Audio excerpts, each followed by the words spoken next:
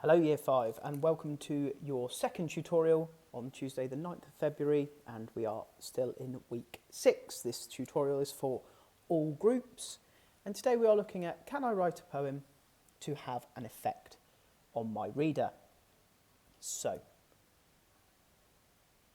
here you can see a mood board, and this is a mood board that I have created for a fox. You can see here that I've got pictures, I've got cartoons, I've done colour samples, I've looked specifically and searched for an image of the skull, of the teeth, of the tail. We've got a picture of a cub here as well. So using this as a stimulus, this is my plan. I'm going to be able to use this, and also I've got facts here, use this to write my own poem.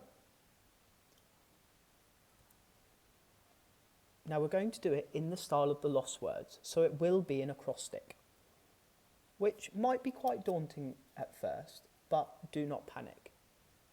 The easiest thing to do is think about your sentence, and then we can find a synonym that starts with the right letter. Now what I don't want to see, because we've done a lot of prep for this, we've done a lot of description work, we've done some work on our figurative language. I don't want to see this. This is not the poem, this is not the magic of the Lost Words. If for fox you said it is fun, orange and excited, especially when you've spelt excited incorrectly. This is what I don't want to see. If you look at many of the poems, and these are just the 3 that we've looked at this week, Weasel has at least a sentence for each one. Wren has at least 3 lines, and Willow 3 to 4 lines. And you are all more than capable of writing more than just a single word for an acrostic poem. To use the skills of your description, to use the figurative language we've looked at, to make your own beautiful poem. So this is sort of a warm-up right today. I'm going to give you all the information, like I've got for fox, and you're going to basically practice a couple of your own. And what this is going to lead to tomorrow is you picking an animal and making your own mood board, and then on Thursday you are going to be writing your own poem for the animal that you chose. So, just to recap, let me show you what I've got again. I've got pictures of foxes. I've written in some facts. So a group of foxes is called a skulk or a leash. The whiskers help them to navigate. The male is called the dog and a female is called a vixen. I've got colours. We've got oranges, we've got browns, we've got blacks. We've got their sharp teeth. So now I'm going to attempt to write my fox poem. So F. F for fox. Now, what did we look at yesterday? What things have I got in my grammar toolbox that could help me? So first of all, I have similes, I have metaphors, and I have personification. We briefly touched on alliteration,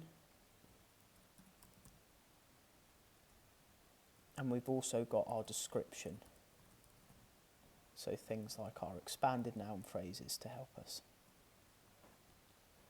So with all of those tools in mind, let's get to work with our writing. So F. Now, F is for fox. So I can quite easily start this sentence with fox. However, I'm going to push myself a little bit, and I'm going to see if I can describe the fox with a word that also begins with F. And I think I've got a good one here, fierce.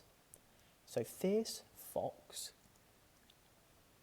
Oh, I've started to get a little bit of alliteration going on here. So let's see if I can continue it. So I've got a fierce fox. What do fierce foxes do? Well, they search for food. Oh, but food begins with F. So can I think of a synonym for search which begins with F? Yes, I can. So fierce fox, but it's not just one. Let's talk about more than one. So fierce foxes forage for food. And I know from my research that actually sometimes foxes eat out of bins. So I'm going to say they're not fussy for what they find. So here I've got my first sentence. It's not just one word, and I've used alliteration. There we go. Fierce foxes forage for food, not fussy for what they find.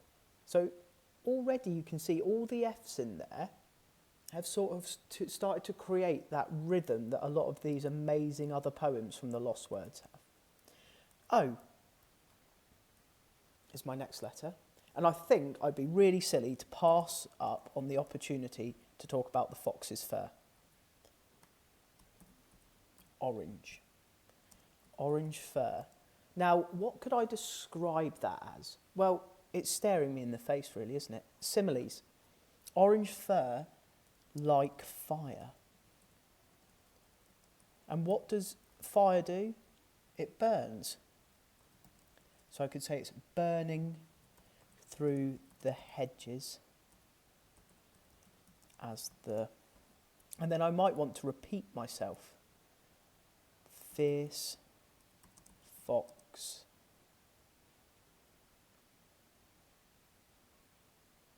runs.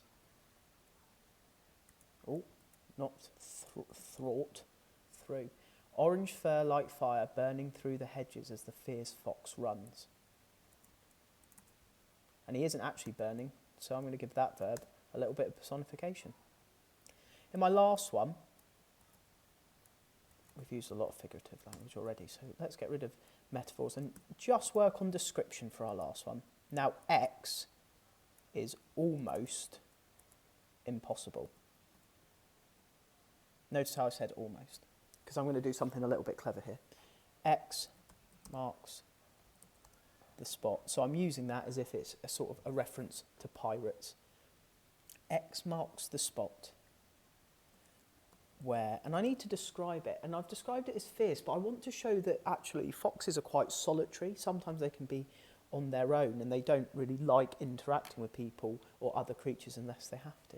X marks the spot where this solitary creature, apostrophe S, because it belongs to him, and then it's their den.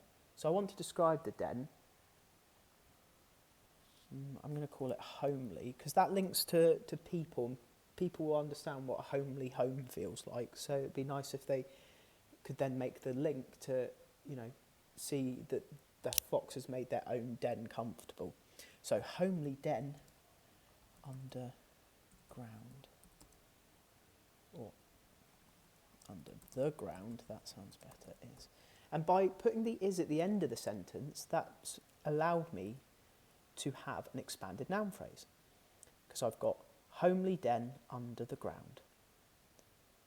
X marks the spot where this solitary creature's homely den under the ground is.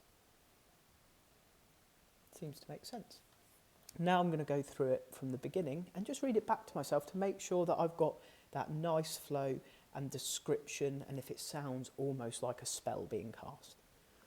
Fierce foxes forage for food, not fussy for what they find.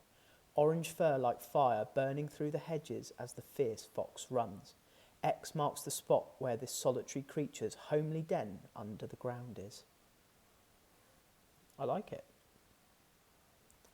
So your task now, if you are in yellow group, you are going to be doing exactly the same thing for a bee and an ant.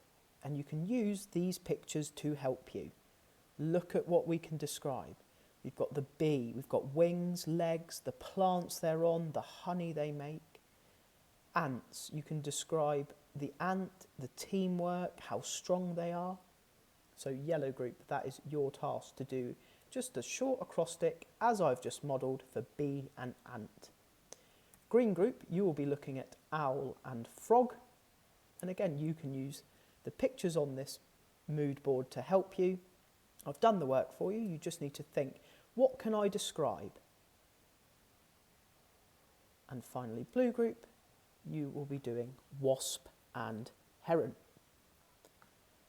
And what these are what we call apprentice rites. They are warming you up to get you ready for your own poem that you are going to create a mood board for tomorrow, and then you're going to write your own version on Friday. So really start working on those skills of similes, metaphors, personification, alliteration if you can, and description. They're really, really important. If you get stuck on what any of those are, go back to previous videos and re-watch the tutorials to help you, okay? We're really looking forward to seeing what you come up with for your 2 acrostics for the day, and I will see you for tomorrow's tutorial.